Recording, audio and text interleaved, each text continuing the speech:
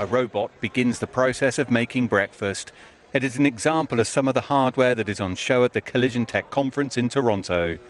A key focus at the event this year is artificial intelligence, technologies that enable machines to perform tasks that mimic human-like intelligence.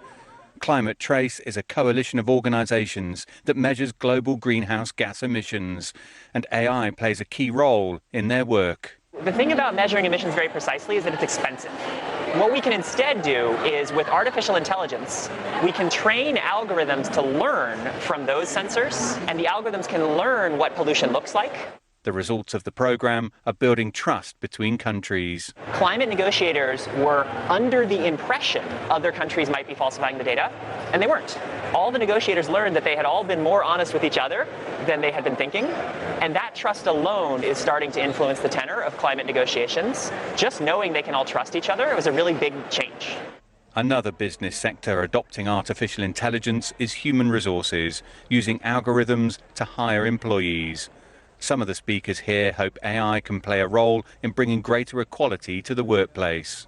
If we can design software to eliminate some of the biases that people have had historically that have prevented people from flourishing in the workplace because you're basing it upon an algorithm or you're basing it upon a data set that looks at people's actual attributes and their ability and their skills opposed to who they are or where they come from is a wonderful thing.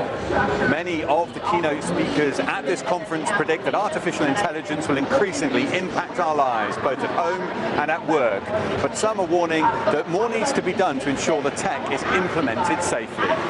CGTN Systems specializes in testing and validating new AI technologies to make sure they're safe before being introduced into critical infrastructure. While AI technology has advanced in leaps and bounds in many, many domains, we still have a significant deficiency in having strategies, tools, and efficient means to safety test and assert the reliability of different kinds of AI technologies in the real world.